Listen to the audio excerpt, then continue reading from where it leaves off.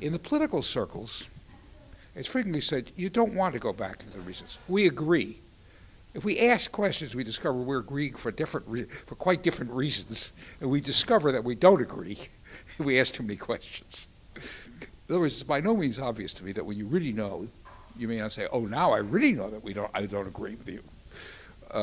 So I see no reason why more deliberation and more common knowledge will necessarily bring more consensus. And it's clear in some sense consensus is what is needed to overcome social choice paradoxes. How you formulate the concept of consensus, maybe like the single-dimensional, the single-peaked preference idea is a way of saying, well, whatever else we differ on, we agree on what's left and what's right, using those terms in the political sense. We agree on how to lay them out. So there's a kind of an agreement, even though we may disagree as to which we want, there's a kind of agreement on how to formulate the question. And then, you see, under those conditions, there is a pretty well-defined best answer. But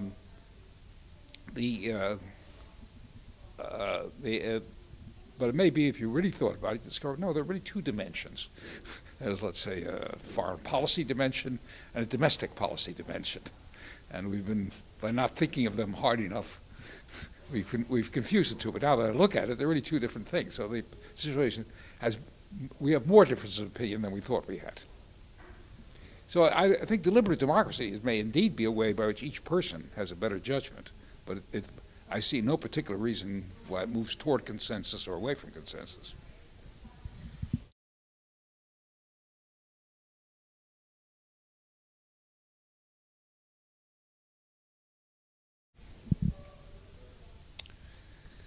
I think cultural diversity, real diversity, there are different kinds of values. Some values just affect your individual behavior. They don't necessarily lead to social problems. In the United States, the idea of wearing a religiously identifiable clothing is not an issue. There's no problem. Wants to come with a head in a chador. Nobody objects. There's from school, and I understand in France that would be considered a major problem. So some of these diversities are taken care of by simply saying they're not.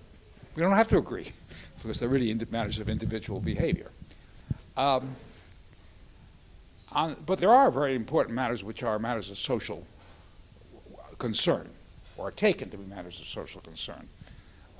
Marriage laws, for example. Almost every Western country forbids polygamy. Although, in fact, there is polygamy in the United States, and nobody actually prosecutes it unless there are some other circumstances. There are certain groups that practice polygamy actually today, but it's not legal. But there are many. There are some aspects we have to. Now, it happens, my view, and this is an empirical judgment, which we may differ on, that in fact the tendency, in spite of all the problems we're seeing now, the long-run tendencies for homogenization, not for diversity, not for increased diversity. I think people are becoming much more alike than they're becoming this life. You see, if they were completely separate societies, this wouldn't offer any great difficulties. Each society would follow its own ways. The problems only arise when there is contact. But if you have this contact, you're also going to have equalizing effects, I think. So problems may arise, but it is a matter of time before we find enough focal points, so as to put it. I think this was what has happened. I may be biased by the United States example, which is full of taking people of all sorts of cultures. They all wind up alike, basically. Of course, I don't mean there's no difference, but the differences become ceremonial, a few quaint festivals or something like that, but nothing basic. Italian Americans and Chinese Americans come from totally different cultures. They behave the same way in business and classroom and politics, You don't see, that's not an issue. In spite of the enormous difference in the origins, there's just no real, it is not, after a while, I don't mean there weren't problems in between. and I think Europe has shown a very remarkable assimilative effect with all the problems. I think you must have to be impressed by the number of people who are not creating problems. And I think it's also true at the international level, just the interactions. So I think this may take time, but I think if you take the Mohammedan world or the Arab world particularly, because it isn't, the problems aren't really so acute in the non-Arab Mohammedan world.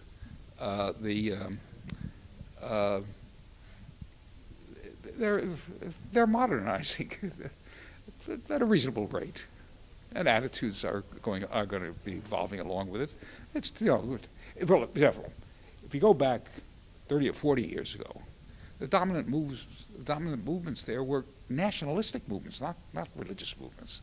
The dominant in the political sphere, I mean, were not nationalistic movements.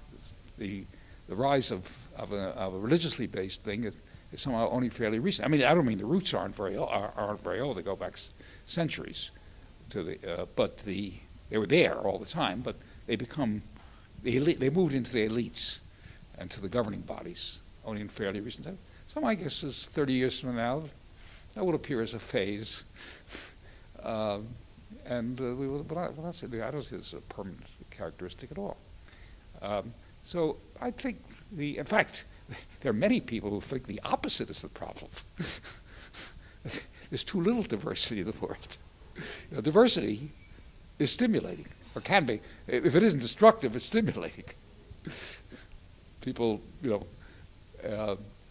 it's like evolution. The more variable the traits of a species are, the more gain there is, improvement in fitness in a unit of time, because you have more to draw on. You have more variation to draw on. Let's say imagine a species released into a new environment. They have all sorts of characteristics. Well, there can be some very good ones, some very bad ones. After a while, the bad ones are eliminated. Everybody's good, and after a while, they've perfectly fitted, and then there's no more progress.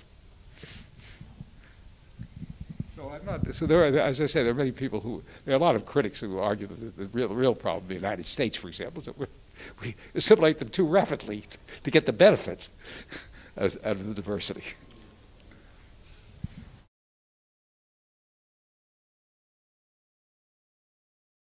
Or how, for example, I have some fairly strong convictions as to what policy ought to be. I mean, this isn't answering your question. You didn't ask me how to get it. You was asking procedures.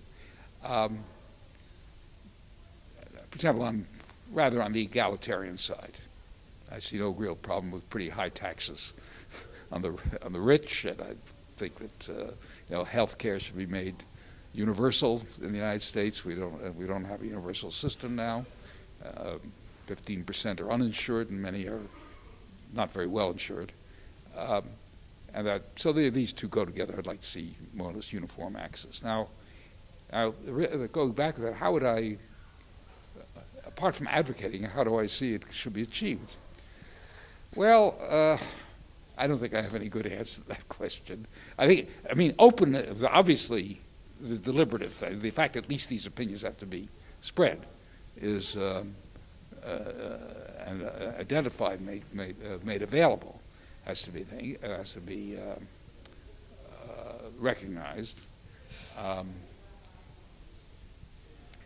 I'd like but there comes a point when it's very hard.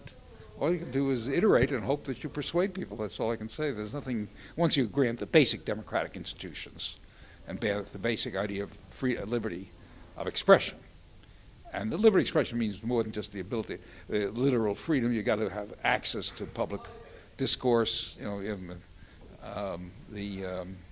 got to have some way of making your voices heard. Not merely you're legally entitled to express them, but that they can be heard. And I don't know whether the internet is democratic. I'm not yet. I haven't really adjusted to the internet fully myself. I've yet to see a blog